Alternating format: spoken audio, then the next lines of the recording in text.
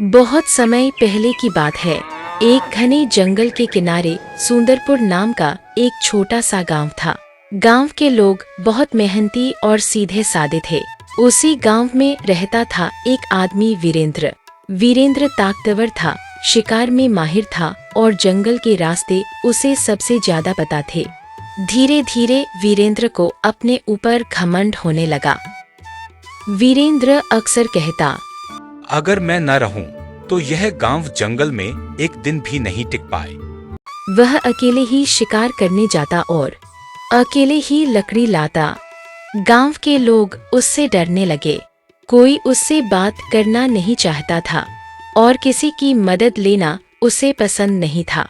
एक दिन जंगल से गुजरते समय वीरेंद्र को एक बूढ़ा साधु मिला।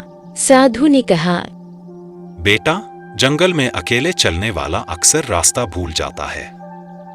वीरेंद्र हंस पड़ा। मुझे जंगल सिखाने की जरूरत नहीं। साधु ने शांत स्वर में कहा, घमंड इंसान को अंधा कर देता है। लेकिन वीरेंद्र ने बात अनसुनी कर दी। कुछ दिनों बाद जंगल में भयंकर तूफान आया।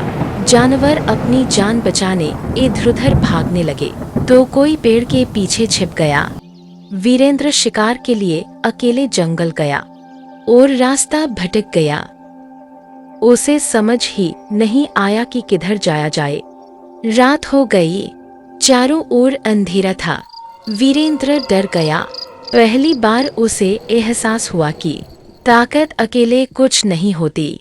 उसने आवाज लगाई, जोर जोर से चिल्लाया, लेकिन कोई नहीं आया। भूख, डर और थकान से वह टूटने लगा। अगली सुबह वीरेंद्र हिम्मत करके उठा और एक एक कदम बढ़ाया कि फिर वही बूढ़ा साधु दिखाई दिया। वीरेंद्र रोते हुए बोला, मुझसे गलती हो गई। मैंने सबको खुद से दूर कर लिया। साधु मुस्कुराया और बोला, जो झुकना सीख लेता है वही उठना जानता है।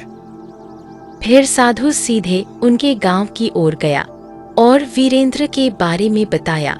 सभी गांव वाले मिलकर जंगल में आए।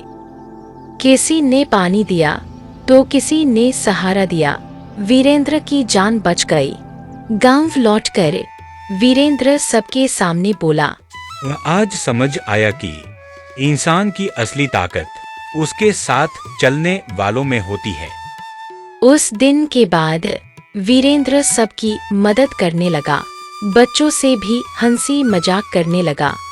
गांव फिर से खुशहाल हो गया। कहानी की सीख, यह अहंकार इंसान को अकेला कर देता है और सहयोग उसे मजबूत बनाता है।